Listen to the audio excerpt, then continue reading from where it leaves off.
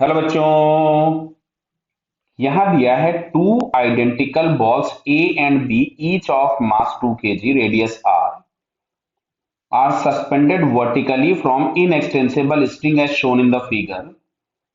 A third ball C of mass 1 kg radius this one falls and hits A and B symmetrically with 10 meter per second. Speed of A and B just after collision is 3 meter per second. तो तुमसे पूछा गया है coefficient of restitution. तो देखो इसकी velocity इधर की तरफ में आ गई 3 मीटर पर सेकेंड और इसकी वेलोसिटी इधर की तरफ में आ गई 3 मीटर पर सेकेंड। क्लियर? ये क्वेश्चन में दिया है। अगर हम प्रीवियस पार्ट को देखेंगे तो हम लोग सॉल्व करके निकाल चुके थे कि जो बॉल सी है इसकी वेलोसिटी ऊपर की तरफ में आती थी 2 मीटर पर सेकेंड। कितनी आती थी? 2 मीटर पर सेकेंड। कैसे आई थी? तो यहां कहीं पे आपके पास एक इंपल्स लग रहा था जे, सिमिलर इंपल्स इसके ऊपर लग रहा था जे।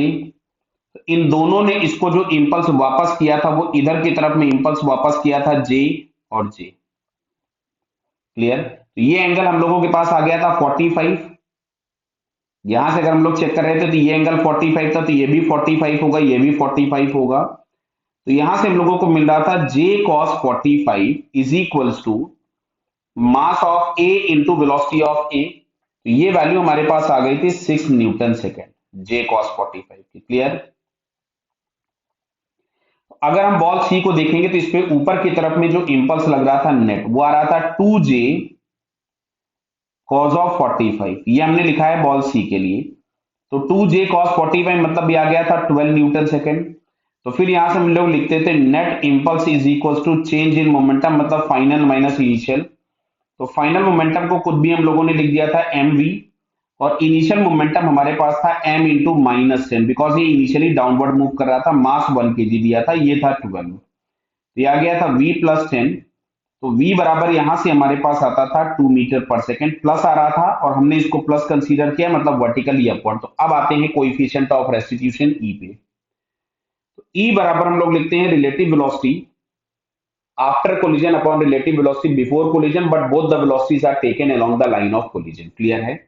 तो देखिए इसकी वेलोसिटी इधर आ रही थी 3 मीटर पर सेकेंड, तो ये है लाइन ऑफ कोलिजन। तो इस डायरेक्शन में जो इसका कंपोनेंट होगा वो आपके पास आ जाएगा 3 cos ऑफ 45। ये आफ्टर कोलिजन की बात है। ये वेलोसिटी आ रही थी 2 मीटर पर सेकेंड, तो 2 मीटर पर सेकेंड का इस लाइन ऑफ कोलिजन के लॉन्ग कंपोनेंट आ जाएगा इधर की तरफ में 2 cos 45 आएगा ये। तो रिलेटिव वेलोसिटी जो आफ्टर थी वो तो हमारे पास आ गई 3 प्लस 2 cos 45। मैं बाहर कर देता हूं, कॉमन आ गया दोनों में से। अब नीचे देखो, कोलिजन के पहले ये डाउनवर्ड से जा रहा था विथ 10 मीटर पर सेकेंड इधर की तरफ में 10 मीटर पर सेकेंड से।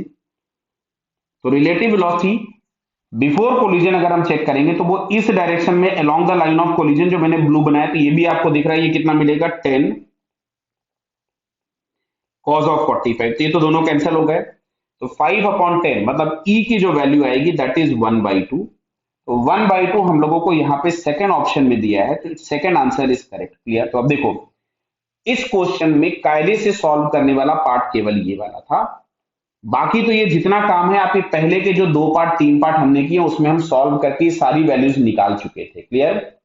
तो लिंक प्रॉब्लम अगर आपको मिलता है ये तो आपके पास केवल ये जो ब्लू कलर से कैलकुलेशन है वो करना है। अदरवाइज अगर आपको ये एक सिंगल क्वेश्चन मिलेगा तो पूरा कैलकुलेशन आपको करना पड़ेगा। Clear? So second answer is correct. Okay, all the best.